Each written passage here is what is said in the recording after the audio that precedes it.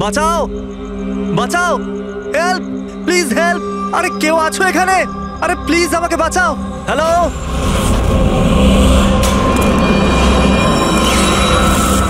কেউ আছো এখানে?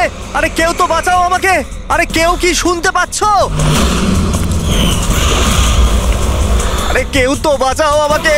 আরে কেউ তো আমার আওয়াজ শুনছো? বাঁচাও।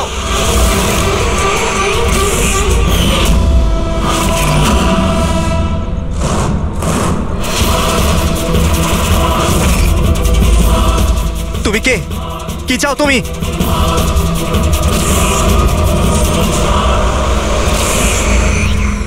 আরে বাঁচাও, বাঁচাও, বাঁচাও আমাকে, বাঁচাও। স্যার, আওয়াজ ওখান থেকে আসছে। বাঁচাও আমাকে। আরে কেউ কি আছো? আরে কেউ আছো এখানে? কেউ আমার কথা শুনতে পাচ্ছ? আরে আমার কথাটা তো শোনো। বাঁচাও।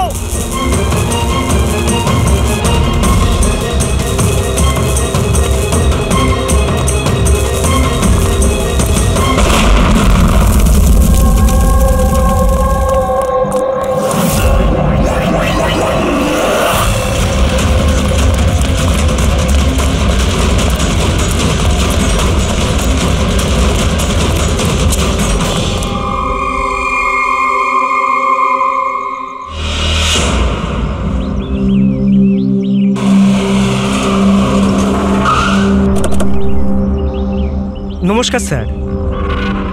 নমস্কার স্যার।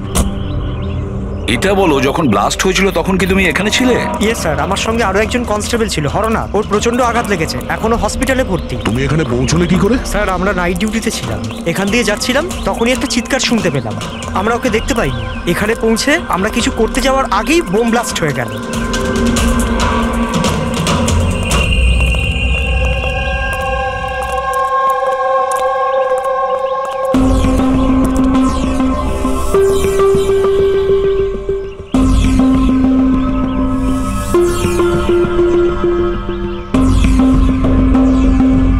একটা কথা বলো আমায়, যখন তুমি এখানে এসেছিলে তখন তুমি এখান থেকে কাউকে যেতে দেখেছিলে বা পালাতে দেখেছিলে? হ্যাঁ স্যার, আমি ওকে তাড়াও করেছিলাম, কিন্তু ও পালিয়ে গেল। ও আমার আগেই ছিল, কিন্তু জানি না কেমন করে অদৃশ্য হয়ে গেল। আর এখানে হরনাথের অবস্থা ভালো ছিল না, তাই আমি ওর কাছে ফিরে এলাম। ঠিক করেছো তুমি, গুড ওয়ার্ক। পঙ্কজ, একটু ওদিকটা চেক করো, দেখো বোমের কোনো অবশিষ্ট অংশ পাও কিনা, আর যদি কিছু পাও তাহলে ওটা এভিডেন্সে পাঠিয়ে দাও।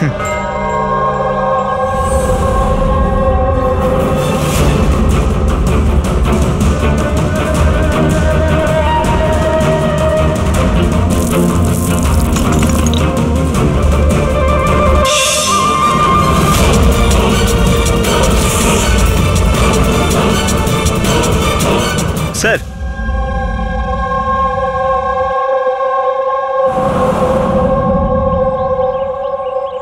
ডাইনামাইট স্টিক, আর স্যার এতে ব্যাচ নাম্বারও লেখা আছে। Arrow dynamic. স্যার, হ্যাঁ, এটা কিছু একটা চকচক করছে।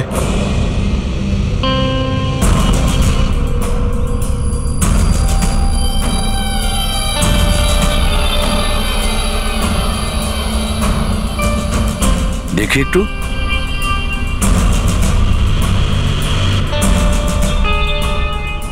দয়া, এটা তো একটা দাঁত দেখছি, সোনার দাঁত। এক মিনিট, আচ্ছা একটু ম্যাগনিফাইং গ্লাসটা দাও তো।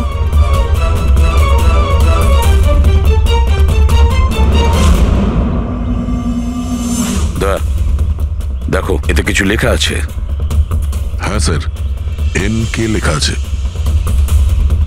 NK? আচ্ছা, এটা মরে যাওয়া লোকটার নামের ইনিশিয়াল নয় তো? হতেই পারে দয়া। এটা আবার হয়নি তো এই নামে যে আছে তাকে কিডন্যাপ করা হয়েছে? আর যদি কিডন্যাপ হয়ে থাকে স্যার, তো ওর বাড়ির লোক নিশ্চয়ই কোথাও না কোথাও কিডন্যাপ হওয়ার রিপোর্ট লেখাবে। হ্যাঁ, চেক করতে হবে, দেখতে হবে যে এই নামের কতজন ব্যক্তি নিখোঁজ হয়েছে।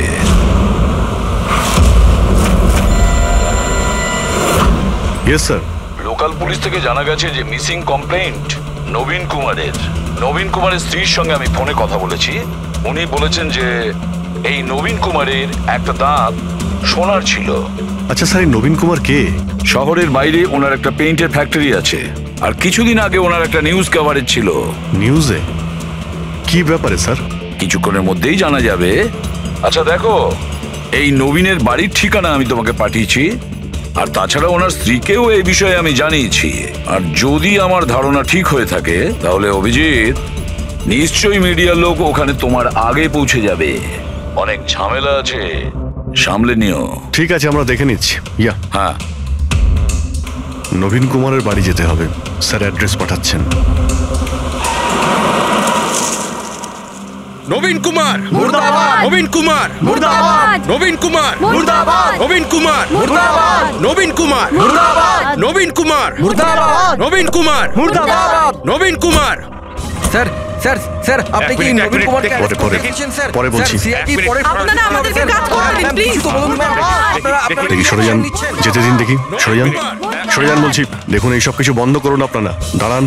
নাটক? স্যার, নাটক তো নবীন কুমার রচিয়ে রেখেছে আমাদের এই শহরে। স্যার, ওরা সবাই নবীন কুমার মারা গেছেন। He is no more. এই লোকটা মেরেছে আমার স্বামীকে। খুনি এরা সবাই। এবার বলবে নাকি জেলে ঢুকিয়ে দেবো?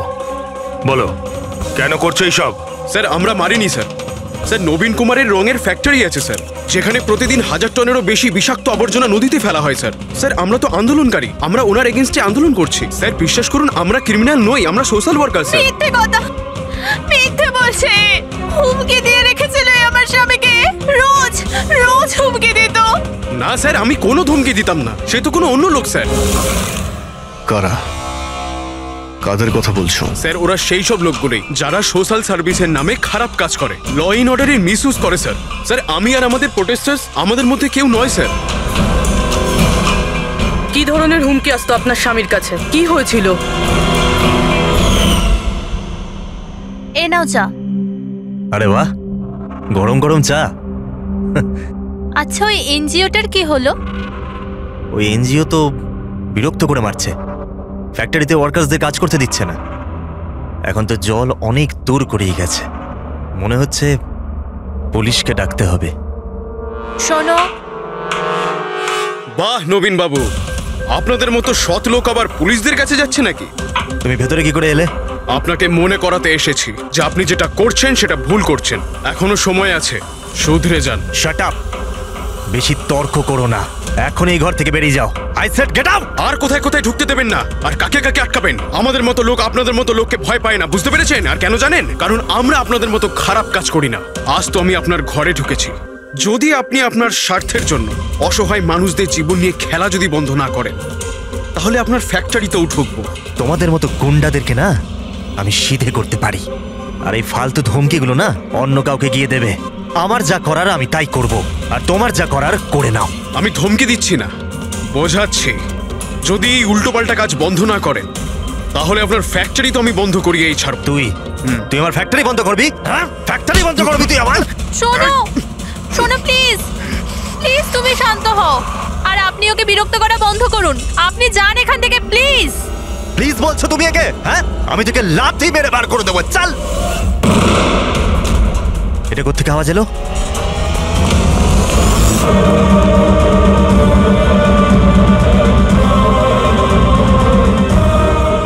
দেওয়ালে লেখা ছিল, শুধরে যাও নয়তো আর বাঁচবে না। আর শেষ পর্যন্ত মেরে ফেললো এরা নবীনকে। এই লোকটা মেরে ফেলেছে আমার স্বামীকে। বিশ্বাস করুন স্যার, আমি সত্যি বলছি, আমি কিছু করিনি স্যার। যে করেছে তাদের কথা স্যার বলো। নিশ্চয়ই, কেন বলবো না স্যার। স্যার, ওনার জন্যই তো আজকে আমরা ফেসেছি স্যার। স্যার, আমরা প্রোটেস্টার, আমরা সোশ্যাল এনভায়রনমেন্টের জন্য প্রোটেস্ট করি স্যার। স্যার, ওরা অনেকটা নিচে নামতে পারে স্যার। চিনতে পারবে তাদের? নিশ্চয়ই, কেন নয়, কিন্তু আমাদের সেফটির কি স্যার? ওরা অনেক খারাপ লোক স্যার। ডোন্ট ওয়ারি, তোমার কিছু হবে না। শুধু নামেই সোশ্যাল ওয়ার্কার ওরা, ক্রিমিনালস ওরা তিনজনেই। ক্রিমিনাল? আর এটা তুমি কি করে জানলে? আমি কি, এটা সবাই জানে যে ওদের উপর কতগুলো কেস চলছে। সবসময় ওরা বেলেই বাইরে এসেছে স্যার। ওই মানুষটা নিজেকে পরিবেশের রক্ষাকর্তা বলে, নেচার গার্ডিয়ান। স্যার সবার প্রথমে ওই দিন কর। নবীনের মতো লোকের সব জায়গায় শত্রুই থাকবে স্যার। ওই বলে না স্যার, যেমন কর্ম তেমন ফল। তার মানে হ্যাঁ? কি বলতে চাইছো তুমি? কত নিরীহ মানুষের জীবন নষ্ট করেছে ও। হতে পারে তাদের মধ্যে থেকে কেউ বদলা নিয়েছে। তাদের মধ্যে কেউ কেন, বরং আমি তো বলছিলাম যে প্রতিশোধ তুমি নিয়েছো, তুমি ওকে মেরেছো। না স্যার, আমার সাথে ওর কোনো ব্যক্তিগত শত্রুতা ছিল না। আমি ওকে কেন মারবো? কারণ নবীনের কার্যকলাপে তুমি ক্ষুব্ধ ছিলে। কেন? স্যার, যদি আমার এরম কিছু করতেই হতো তাহলে আমি অনেক আগেই করে ফেলতাম। নবীন না জানি কত বছর ধরে আমাদের পরিবেশ দূষিত করছিল। তোমরা নিশ্চয়ই খুব আনন্দ পেয়েছো মিস্টার নবীন মারা গেছে শুনে। অন্য কেউ তোমাদের কাজ করে দিয়েছে কি? না স্যার, আমার ওর প্রতি কোনো মায়া ছিল না, কিন্তু আমি ওকে মারিনি। আমরা কি করে বুঝবো যে তুমি সত্যি বলছো? স্যার, যে সময়ের কথা আপনি বলছেন ওই সময় আমি ইউনিভার্সিটিতে লেকচার দিচ্ছিলাম। আপনি চাইলে ওই প্রফেসর দেশাইয়ের সঙ্গে কথা বলতে পারেন। ওই সময় আমি ওখানেই ছিলাম। স্যার পল্লবী, ওকে প্রায় দিনই দেখা যায় নিউজে কারুর না কারুর সাথে ঝগড়া করতে। স্যার সোশ্যাল ওয়ার্কের ফিল্ডে আপনি যে কোনো কাউকে জিজ্ঞাসা করুন ওর ব্যাপারে, সবাই জানে যে ও কিরকম। ও নিজের টিম দিয়ে কিরকম উল্টোপাল্টা কাজ করায়। হ্যাঁ তো, আমি ট্রেড অ্যাকাউন্ট করি। সোজাভাবে বললে লোকে বুঝতে পারে কই।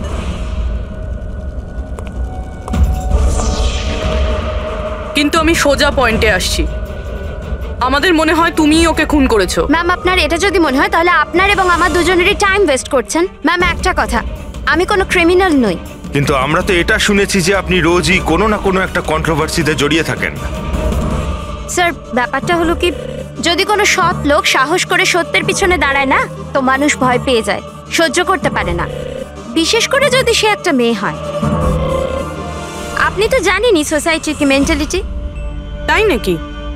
আমার তো আপনার মেন্টালিটি ঠিক মনে হয় না। কেন? শুধুমাত্র এই জন্যই যে আমি কাউকে ভয় পাই না? আপনাকেও নয়। এই জন্য আমি ক্রিমিনাল হয়ে গেলাম? এমনিতেও আমি কাল রাতে নিউজ লাইভের ডিবেটে ছিলাম। আপনি চাইলে চেক করতে পারেন। আমি চাইলেও নবীনকে খুন করতে পারতাম না। ম্যাডাম, আপনি কিন্তু এই কাজটা নিজের লোকদের দিয়ে করিয়ে থাকতে পারেন।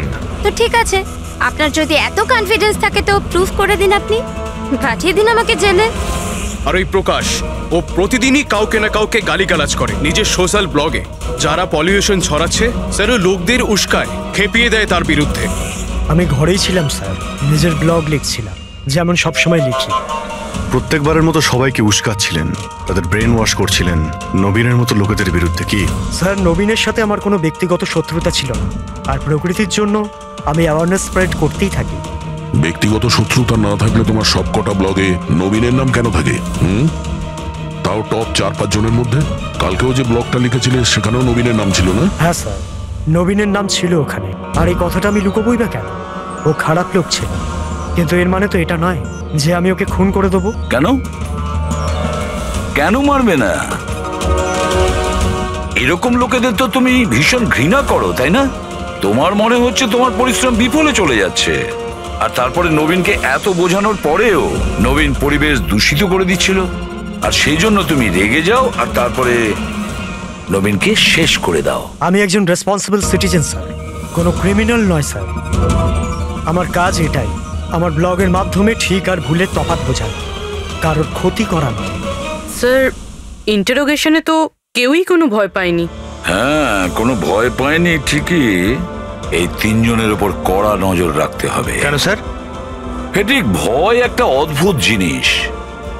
যদি ওই 3 জনের মধ্যে কেউ খুন করে থাকে তাহলে সে ভয় পেয়ে কিছু না কিছু গন্ডগোল করবেই। কোনো না কোনো ভুল সে নিশ্চয়ই করবে।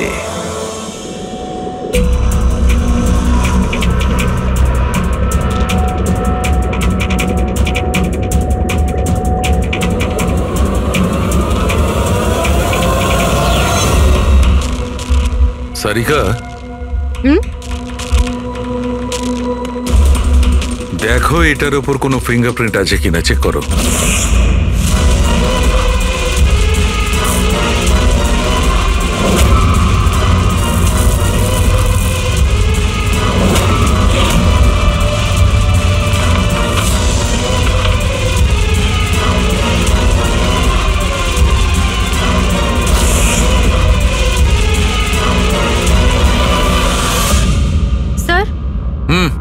এটাতে তো কোনো ফিঙ্গারপ্রিন্টস নেই। কোনো ফিঙ্গারপ্রিন্ট নেই? Are you sure? 100% স্যার, কোনো ফিঙ্গারপ্রিন্টস নেই, কিন্তু কিছু পার্টিকেলস পেয়েছি। মনে হয় কিছু স্কিন টিস্যুস বা ডেড সেল হবে। Dead cells? তবে এক কাজ করো সারিকা, ওই ডেড সেলস গুলোকে ভালো করে ক্লিন করে রাখো। ওই তো আসবে তো শ্রীমান প্রদ্যুমন, জানো তো সব ব্যাপারেও নাক গলায়, নিশ্চয়ই জিজ্ঞেস করবে। প্লিজ ক্লিন করে রাখো। স্যার, ডায়নামাইটে কোনো ফিঙ্গারপ্রিন্টস তো পাওয়া যায়নি, কিন্তু কোনো একজনের ডেড স্কিন টিস্যুস পাওয়া গেছে, পচা চামড়ার টুকরো। পচা চামড়া? হতে পারে এটা ওই লোকটারই, সেই লোকটা যে লোকটা ডায়নামাইট লাগিয়েছিল। হ্যাঁ স্যার। সালুকে এই পচে যাওয়া চামড়াগুলোর তুমি ডিএনএ টেস্ট তো করতে পারো, কিছু তো জানা যাবে। বস, পচে যাওয়া চামড়া থেকে ডিএনএ বার করাটা খুব কঠিন কাজ। তোমাকে একটা কথা খুব জোর দিয়ে বলতে পারি, যে লোকটি এই ডায়নামাইটটাকে শেষবার ধরেছে ওর স্কিন ডিজিজ আছে, চামড়ার অসুখ, আর সেটাও খুব গুরুতর। এমনিতে দেখে কিছু বোঝা নাও যেতে পারে, কিন্তু বস এই অসুখটা ওকে ভেতর থেকে শেষ করে দিচ্ছে। তাহলে তো আমরা এর মাধ্যমে ওর কাছে পৌঁছতে পারি। হ্যাঁ, কিন্তু কোনো প্রমাণ তো দরকার। Hello, ACP Pradyuman here. হ্যাঁ বলুন। আচ্ছা, good, thank you. Dynamite manufacturer বলছিল ওরা রেকর্ড চেক করেছে, ওই ডায়নামাইট কোন খনিকে বিক্রি করেছে ওরা। মানে মাইন সাইট? হ্যাঁ, মাইন্ড সাইট। এবার এটা খোঁজ নিতে হবে এই ডায়নামাইট মাইন্ড সাইট থেকে খুনি পর্যন্ত কিভাবে পৌঁছলো।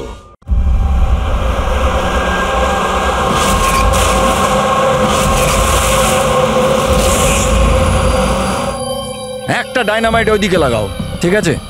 আর আরেকটা 50 মিটার দূরে ওইখানে লাগাও। হ্যাঁ স্যার। আর একটা ওইদিকেও লাগাতে পারো। আচ্ছা স্যার। একটা সোজা লাগাও ওইখানে, একদম 50 মিটার দূরে। আর এই 6 সেকেন্ড পরে ব্লাস্টগুলো হবে। ঠিক আছে স্যার। ওকে। আর কোথায় লাগানো যায়? ওইখানে মাঝখানে ফিট করা যাবে কি?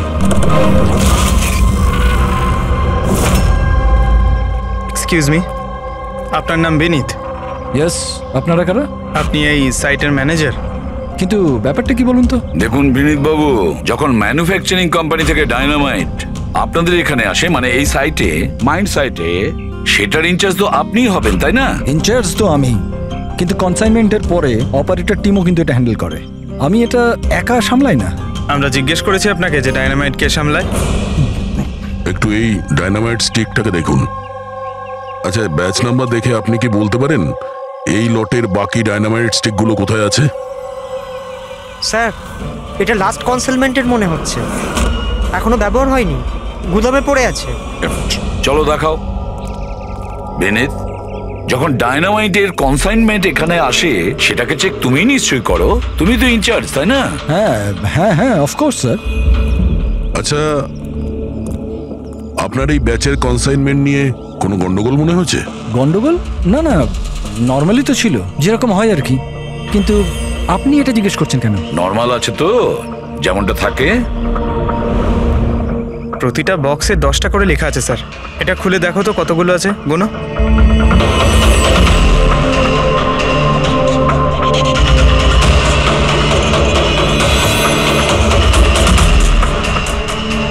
স্যার, একটা সেট কম আছে স্যার। আচ্ছা, এই ব্যাপারটা কি সেটা কি তুমি এখানেই বলবে, না একটু খাতির টাতির করার পরে মুখ খুলবে? স্যার বলছি, আমি সবসময় এই সেটগুলো জেলেদের বিক্রি করে দিতাম বম ফিশিং এর জন্য। মানে ইল্লিগাল ভাবে ব্যবহার করো এটাকে? আর এটার থেকে 6টা সেট আমি ওদেরকে বিক্রি করেছি। যাকে বিক্রি করেছো তাকে চেনো নিশ্চয়ই? স্যার, ও আমার রেগুলার কাস্টমার ছিল না, ও প্রথমবার এসেছিল। আর আমি ওর মুখটাও ভালো করে দেখিনি, কিন্তু স্যার ওর হাতের চামড়াগুলো অদ্ভুত রকমের হয়ে গেছিল, বোধহয় ও অসুস্থ ছিল। এর মধ্যে কাউকে চেনো? না স্যার, আমার মনে হয় না এদের মধ্যে কেউ ছিল। আরো একবার ভালো করে দেখো, হতে পারে ছদ্মবেশে এসছে। না স্যার, এদের মধ্যে কেউ নাই। ঠিক আছে, হয়তো আবার দ্বিতীয়বার দেখা হবে। স্যার আমার মনে হচ্ছে যে আমাদের ওই লোকেদের লিস্ট বানাতে হবে যাদের এই ধরনের রোগ আছে। জানি ব্যাপারটা খুব মুশকিলের, কিন্তু ট্রাই তো করা যেতে পারে। না না, ট্রাই তো করতেই হবে দয়া। প্রত্যেকটা বড় বড় হসপিটাল আর ছোটখাটো নার্সিং হোম এবং ক্লিনিকগুলোতে গিয়েও খোঁজ নাও এরকম রোগের পেশেন্টের ব্যাপারে। হতে পারে আমাদের ভাগ্য যদি ভালো থাকে কিছু প্রমাণ আমরা পেয়ে যাব। Sir let's go.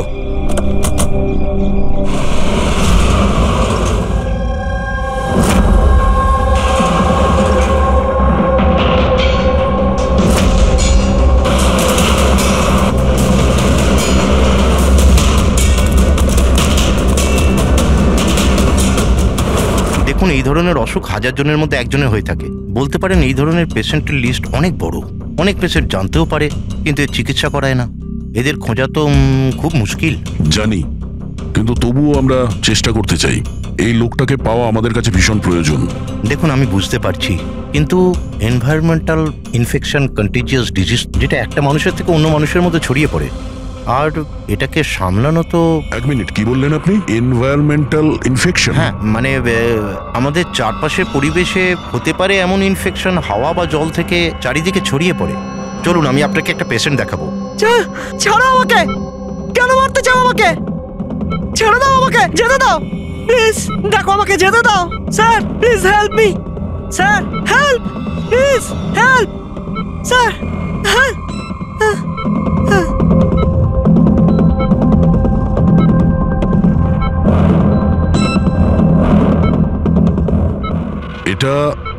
এটা এনভায়রনমেন্টাল ইনফেকশনের কেস। নিউরোলজিক্যাল ইনস্টেবিলিটি, এই ধরনের অসুখ সাধারণত পেশেন্টের মাথা ধীরে ধীরে খারাপ করে দেয়।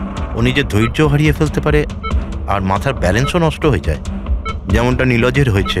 আর ফিজিক্যাল কন্ডিশন, মানে আমি বলতে চাইছি এই ধরনের পেশেন্টরা কি খুব জোরে দৌড়তে পারে? হ্যাঁ, নর্মালি চলতে ফিরতে তো পারে, কিন্তু অসুখটা যদি অ্যাডভান্স স্টেজে চলে যায় তাহলে দৌড়ানোর পক্ষে সম্ভব নয়। কিন্তু স্যার, অ্যাডাভিন ইঞ্জেকশন দিলে শরীরে কিছুক্ষণের জন্য শক্তি আসে। হ্যাঁ, কিন্তু ওটা সাইড এফেক্ট যথেষ্ট। স্যার, অ্যাডাভিন ইঞ্জেকশন দেওয়া যথেষ্ট ঝুঁকিপূর্ণ। রিস্কি হতে পারে, কিন্তু এই অপরাধের মানসিক অবস্থা যে ধরনের, তাতে হতে পারে যে ওর সাইড এফেক্ট নাও হতে পারে। কিন্তু যদিও নীলজের মতো মেন্টালি আনস্টেবল হয়, তাহলে চিন্তা আপনাদেরকেই করতে হবে। তার মানে এটাই যে একটা খুন করে থাকলে দ্বিতীয়বারও খুন করতে পারে।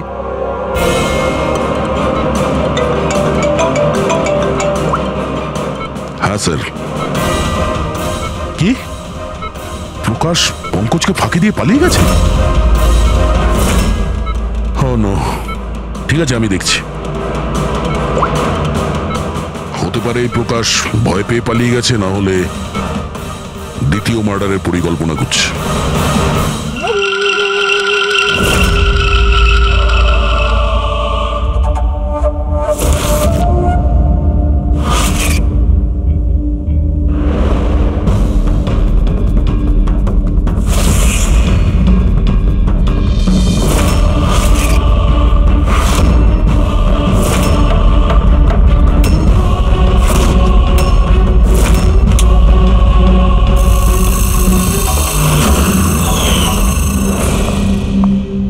আরে বাবা, আজ তুমি তাড়াতাড়ি উঠে পড়লে। Good morning. এই রইলো তোমার চা, তাড়াতাড়ি খেয়ে নাও, নাহলে ঠান্ডা হয়ে যাবে।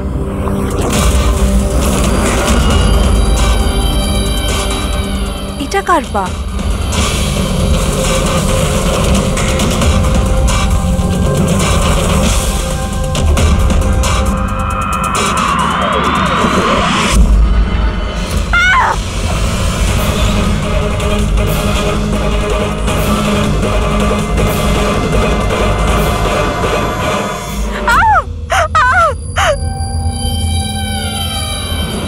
স্যার, আরও একটা মার্ডার। ওই ডক্টর ঠিকই বলেছিলেন, ওই খুনির মাথা খারাপ হয়ে গেছে, ওর মানসিক অবস্থা ঠিক নেই। স্যার, মনে হচ্ছে খুন করার একটা প্যাটার্ন বানিয়ে ফেলছে এই খুনি।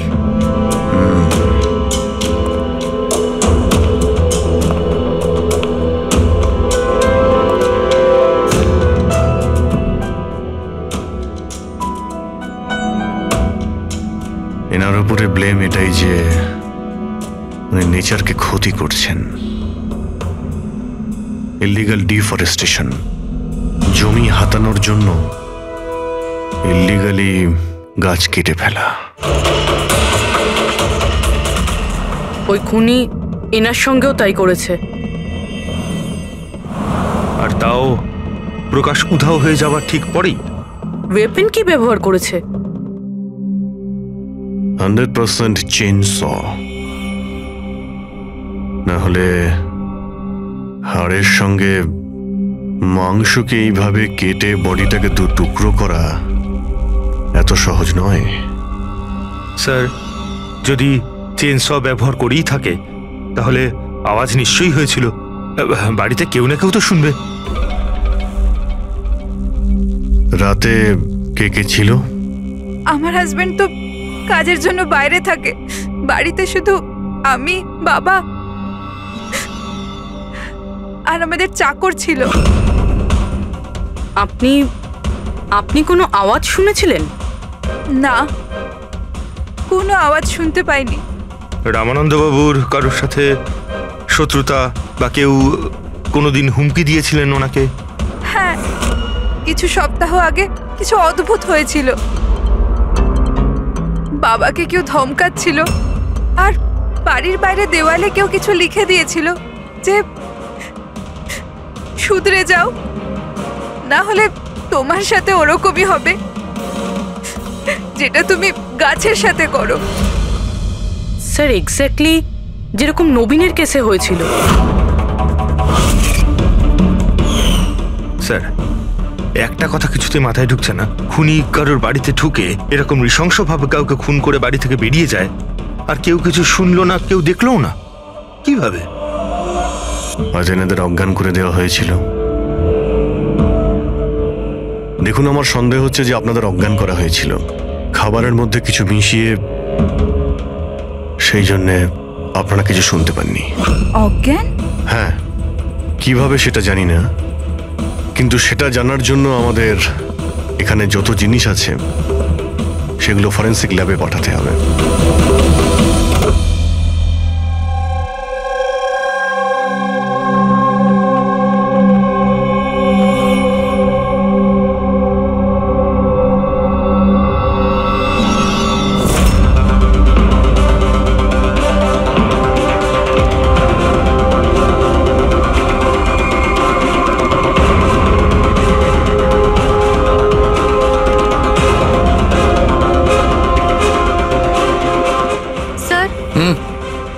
বাড়িতে যত রকম খাবার জিনিস ছিল চেক করে নিয়েছি, আর পানিও। কিছুতেই ঘুমের ওষুধ পাইনি। No sedatives. পেলে না? আর শিওর? অ্যাবসলিউটলি। কিন্তু সারিকা, সবাই তো অজ্ঞান ছিল, তার মানে কোনো মাদক দ্রব্য নিশ্চয়ই থাকবে যার জন্য ওরা অজ্ঞান হয়ে গেছিল। খাবার জিনিসে, পানীয়তে, কিছুতে তো থাকা উচিত। কিসের মধ্যে ছিল?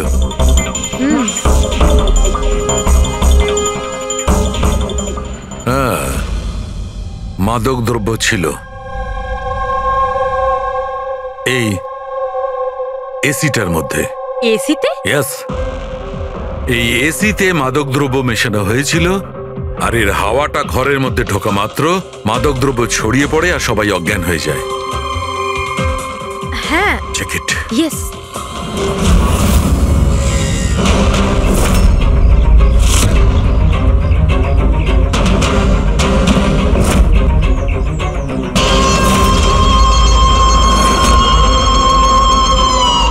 দেখো সালুখে, তুমি আন্দাজে ঢিল মারছো না তো? এটা কি করে হতে পারে? এরকমই হয়েছে বস। এসিতেই মাদকদ্রব্য ছিল।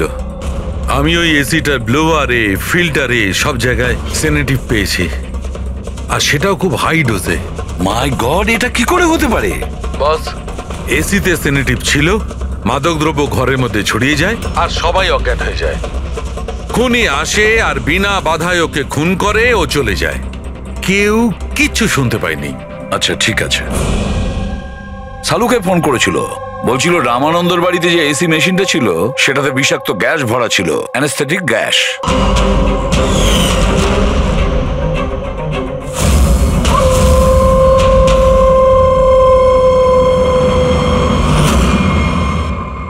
অ্যানেস্থেশিয়া দিয়ে লোকেদের ট্রিটমেন্ট করা হয় শুনেছি। আরে তো এই খুনি তো দেখছি বেশ ধূর্ত। প্রকাশের ব্যাপারে কি জানতে পেরেছো? স্যার কিছু জানতে তো পারিনি, বাট আই এম শিওর পরের খুনের প্ল্যান করছে।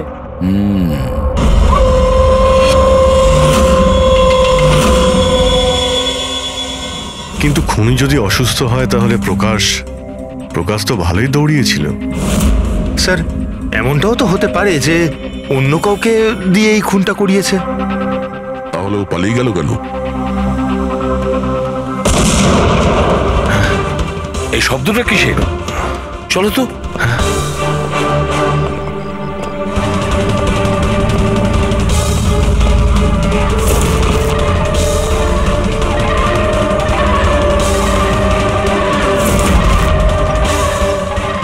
তোমাদের কাজ আমি করছি এসিপি, শহরকে পরিষ্কার, আর আমার এই রাস্তায় যে আসবে তাকেও আমি এই জগৎ থেকে পরিষ্কার করে দেব।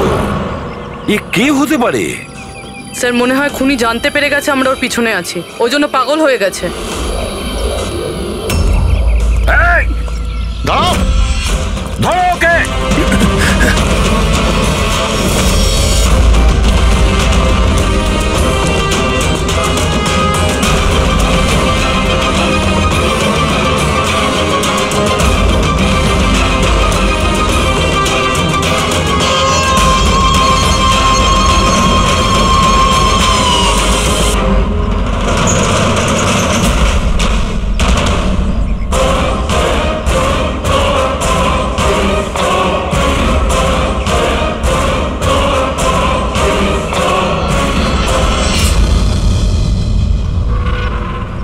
স্যার, সিআইডি থেকে লিস্ট এসছে।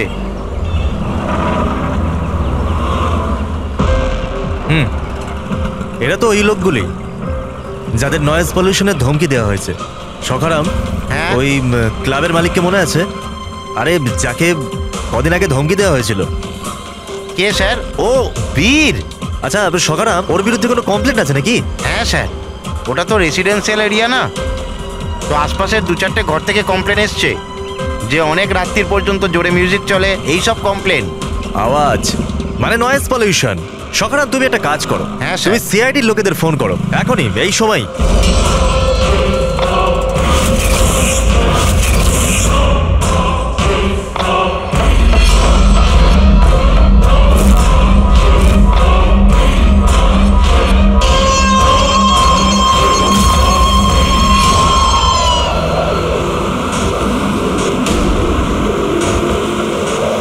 তাড়াতাড়ি করো অভিজিৎ, তাড়াতাড়ি। স্যার আমরা অন দা ওয়ে। ও নাইট ক্লাবের মালিক, ওর নাম বীর। কিন্তু স্যার ব্যাপারটা কি? দয়া, লোকাল ইন্সপেক্টর থেকে জানা গেছে বীরকেও একই রকম হুমকি দেওয়া হয়েছে, আর সেটাও শব্দ দূষণ করার জন্য। সরি স্যার, কিন্তু নয়েজ পলিউশন এটা একটু বেশি হয়ে গেল না? রবি, ওর মানসিক অবস্থা ঠিক নেই, এই খুনি যা খুশি করতে পারে। ডোন্ট ওয়ারি স্যার, ওই খুনি যদি ওখানে থাকে তাহলে এবারে আর আমাদের হাত থেকে বাঁচবে না স্যার। এই প্রকাশ কিন্তু এখনো নিখোঁজ, আর বীরের প্রাণ সংশয় রয়েছে। যে করেই হোক ওকে সুস্থ আর নিরাপদে আমাদের এখানে নিয়ে এসো।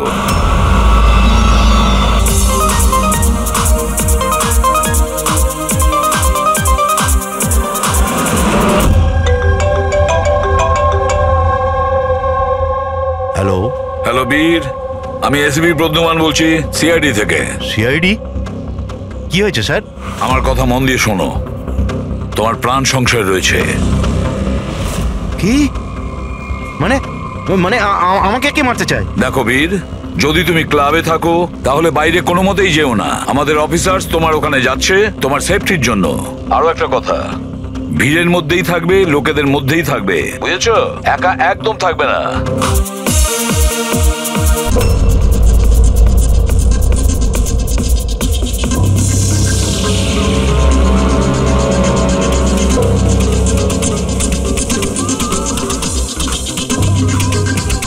দেখো, আমি আমার কেবিনে যাচ্ছি, ঠিক আছে? আর কাউকে ভেতরে আসতে দেবে না, বুঝেছো? কাউকেই ভেতরে আসতে দেবে না।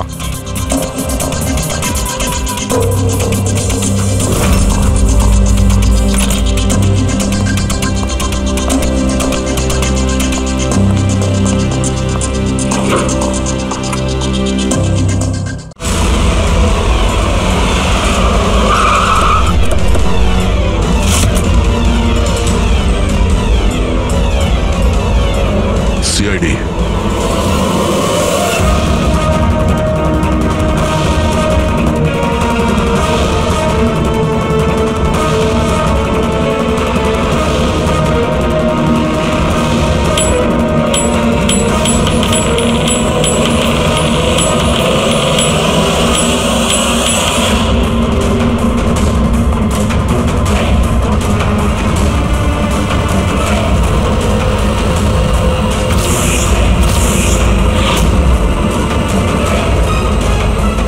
এ ভাই শোনো, এদিকে এসো। হ্যাঁ স্যার। বীর কোথায়? স্যার উনি কারুর সাথে দেখা করতে চান না। আমরা সিআইডি থেকে আসছি। কোথায় ও? আসুন স্যার।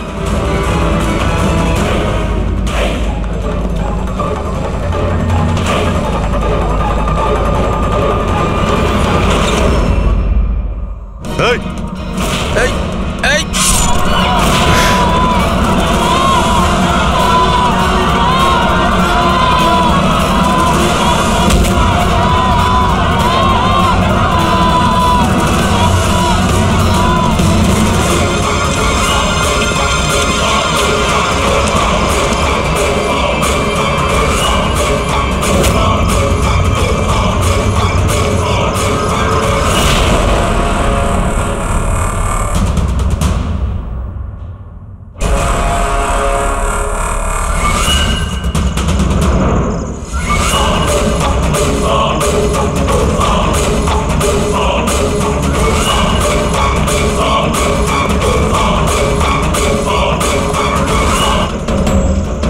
আরে গেল কোথায়?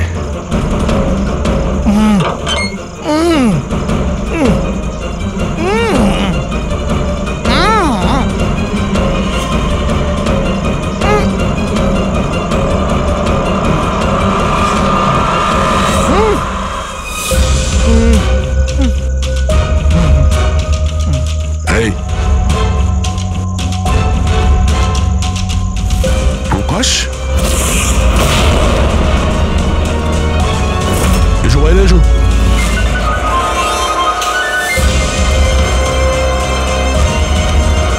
তুমি এখানে কি করছিলে? হ্যাঁ, আমাদের হাত থেকে বাঁচার জন্য কি এইসব করছিলে? না অভিজিৎ, মনে তো হচ্ছে না। এর হাত পা বাঁধা ছিল। মনে হচ্ছে কেউ হাত পা বেঁধে ওকে এখানে ফেলে দিয়েছে।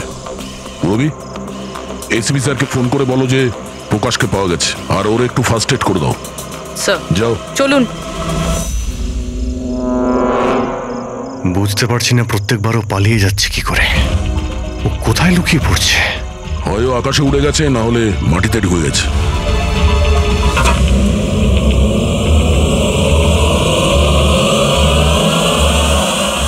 ও এখানেই আছে দয়া, এইখানে। কি? এইখানে।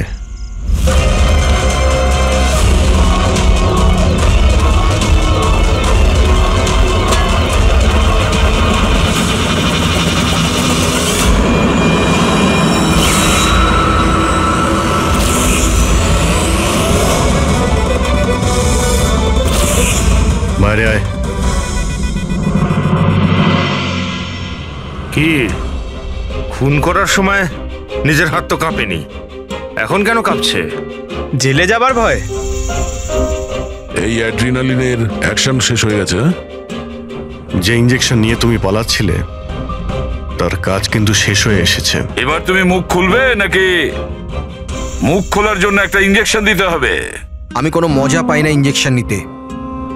এটা আমার এক বাধ্যতা, যেটা আমাকে নিতে হয়। একটা সময় ছিল যখন আমি শক্তিশালী এবং মজবুত ছিলাম, কিন্তু আমার একদিন খারাপ সময় এলো আর আমি একটা রোগে আক্রান্ত হলাম। ফ্যাক্টরি আর ওখান থেকে নির্গত বিষাক্ত ধোঁয়া আর আবর্জনা, যে পলিউশন ছিল তাতে কয়েক লাখ লোক ইনফেক্টেড ছিল। জানি না রোজ কত পেশেন্ট আসতো। ওদের সাথে থাকতে থাকতে আমিও অসুস্থ হয়ে পড়েছিলাম। এই রোগটা কবে হয়েছিল আপনার? 6 মাস আগে। আর এই 6 মাসে এই রোগ তোমার শরীরের সঙ্গে সঙ্গে তোমার মাথারও ক্ষতি করতে শুরু করে দিয়েছে। তুমি জানো তুমি কি করেছো? হ্যাঁ, আমি কারোর কোনো ক্ষতি করিনি। ক্ষতি করেছে ওরা। হাওয়া, জল সবেতে বিষ মিশিয়ে দিয়েছিল। ব্যাস, তখনই আমি ঠিক করেছিলাম যে লোকেরা আমার এই অবস্থা করেছে তাদের আমি ছাড়বো না, আমি বদলা নিয়েই ছাড়বো। আর সেই কারণে তুমি বিএমসিতে চাকরি নিয়েছিলে, যাতে এই শহরের পুরো ড্রেনেজের নকশাটা তুমি জানতে পারো। তারা সুযোগ নিয়ে তুমি ওখান থেকে পালিয়ে যেতে, আর আমাদের মনে হতো যে কোথায় তুমি হঠাৎ করে অদৃশ্য হয়ে গেলে।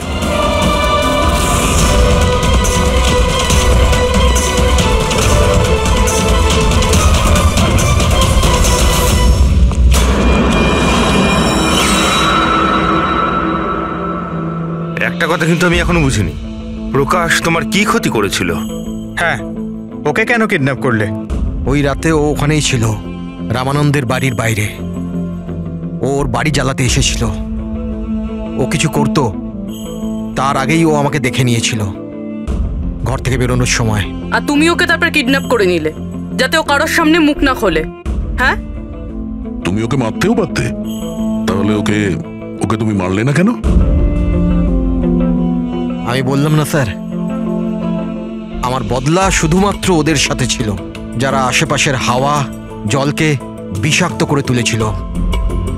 আমি তো শুধুমাত্র আমার সংসার বাঁচাচ্ছিলাম। আমি কোনো ছোটবেলা থেকে খুনি ছিলাম না। এই দায়িত্বটা তোমাকে কে দিয়েছিল? শোনো, তোমার এই প্রতিশোধের আগুনে এতগুলো লোকের প্রাণ গেছে। এই কাজটা তোমার একদমই করা উচিত হয়নি। খুব অন্যায় করেছো তুমি। আইন তোমাকে কোনোদিন ক্ষমা করবে না। কঠোর থেকে কঠোরতম শাস্তি হবে তোমার।